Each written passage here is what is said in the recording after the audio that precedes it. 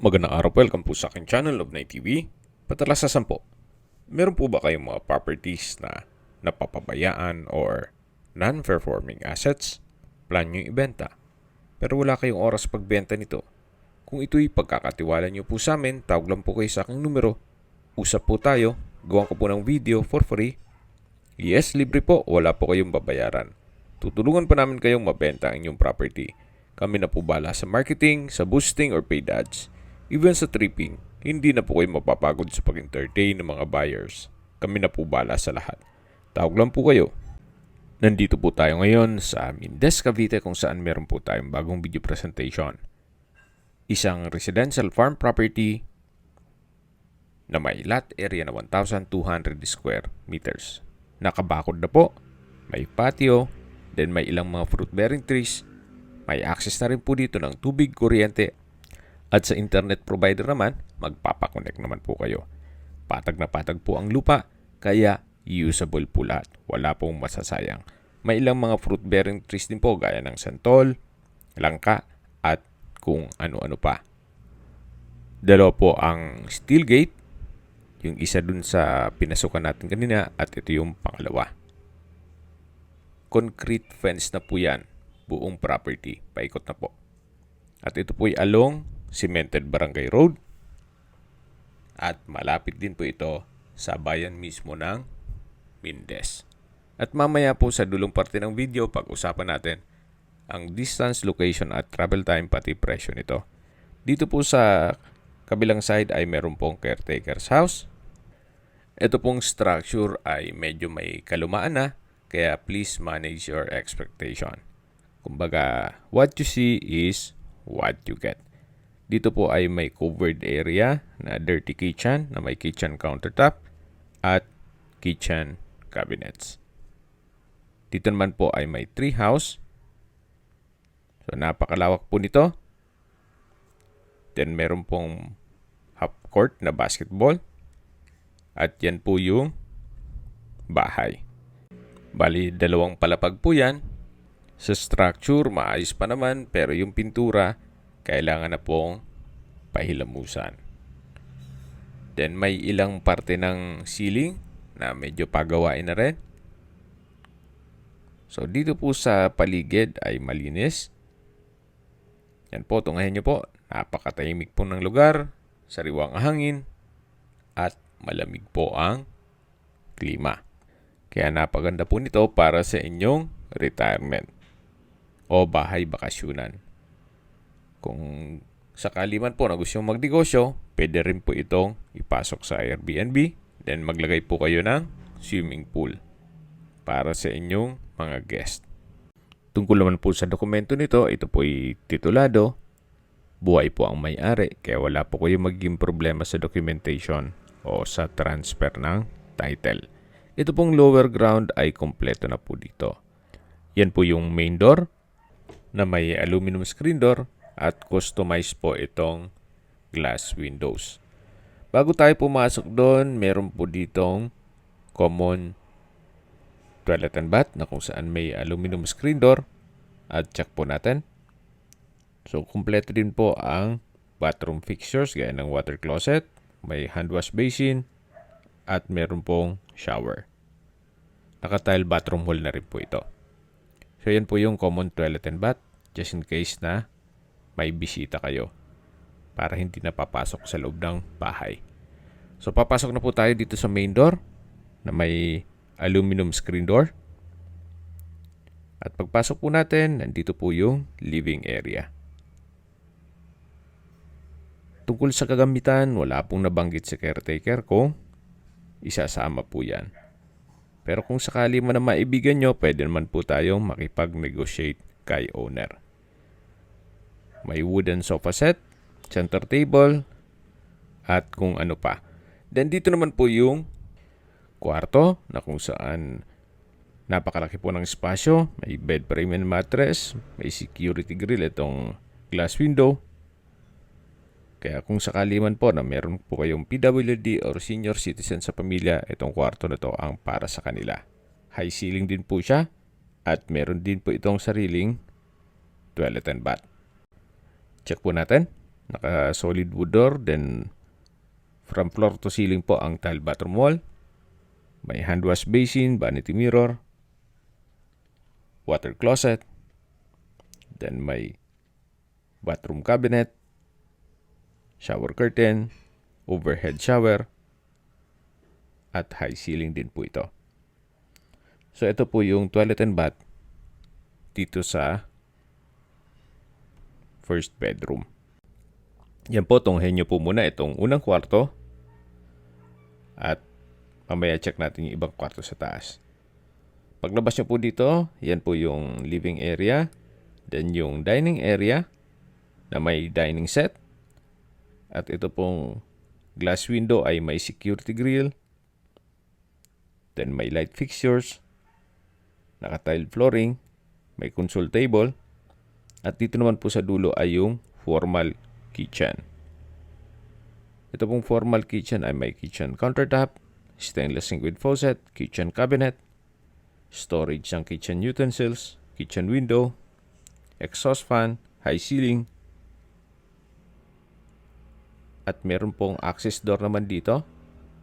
Na paglabas nyo, matatanaw nyo yung gate at yung basketball court. Na kung saan dun tayo galing kanina.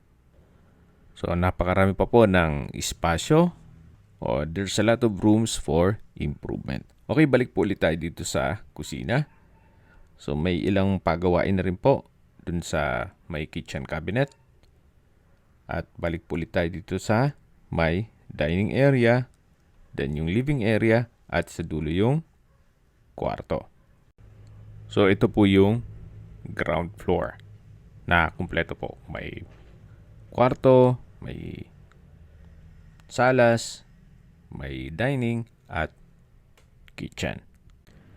Tunghayin nyo po yung pasad. So palitan nyo lang po ng pintura at pabalik na ang ganda nito.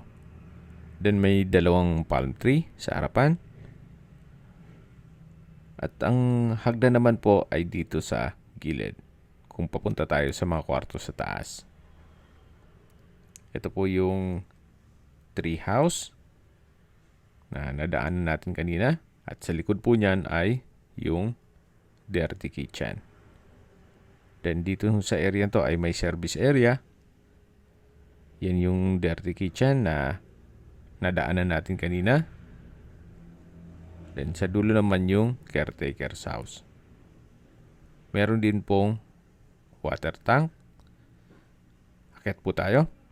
Ito pong hagdan, ang tubular handrail at railing ay palitin na. Kita nyo naman, medyo nabubulok na po. Pero itong staircase o tile staircase ay maayos pa.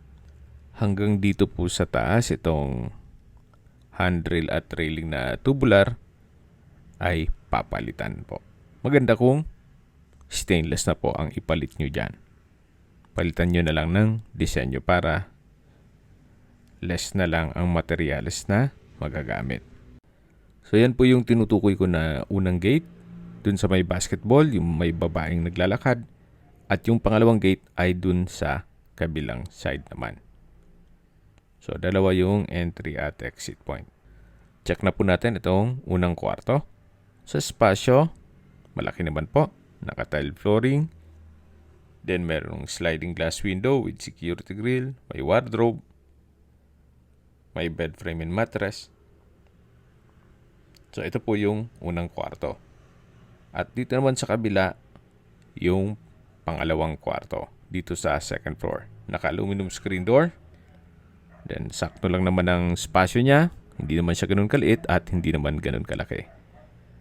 Meron din pong sliding glass window with security grill, wardrobe, naka-tile flooring. Itong pintura, siguro retouch na lang ang kulang. Itong structure, maayos naman. O itong wall. At dito naman po sa kabila ay meron pong kitchen at dining area. So may dining set, may kitchen countertop, kitchen cabinet, stainless sink with faucet, kitchen window with security grill, at may disenyo rin po itong ceiling. So dito naman po ay yung toilet and bath. Check po natin. Dito yung banyo, may hand wash basin, water closet, at shower. Meron din pong exhaust fan at naka-tile bathroom wall. Ito po yung stainless sink with faucet. Then, dito naman sa kabila ay yung pangalawang banyo.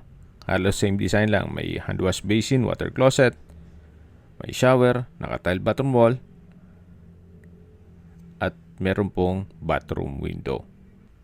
Bali, dalawa po ang toilet and bath dito sa second floor. So, yan po ulit yung dining area. At mula naman dito, tanaw na tanaw yung basketball court, yung patio, at yung main gate. Dito naman po sa kabilang side ay yung dalawa pang kwarto na naka-aluminum screen door. Pasok po tayo at check natin. So, ito po yung third bedroom na may bed frame and mattress, may wardrobe, may sliding glass window with security grill. Then, meron pong accordion o partition. Dito naman sa kabilang kwarto na kung saan yan po yung fourth bedroom. Ito po yung partition o yung accordion na kung sakali man na gustong nakabukod ang inyong magiging guest, hihilahin nyo lang naman yan. Pero kung marami naman kayong guest para ma-accommodate lahat, i-open lang po yan. Then ito po yung isang pintuan para dito sa pang-apat na kwarto.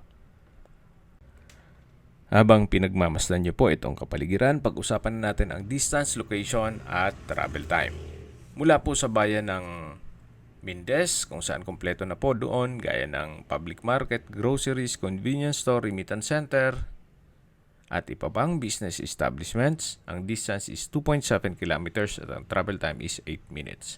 Mula naman po sa Mindez Specialist Hospital, ang distance is 2.1 kilometers at ang travel time is 5 minutes. At halos katabi lang po nito ang McDonald's. Yan po yung lagi kong binabanggit sa aking video na dapat nyo i-consider sa paghanap ng property, yung meron pong malapit na hospital. Hindi ko nun po sinasabing sakitin kayo. Yan naman po for emergency purpose lang naman.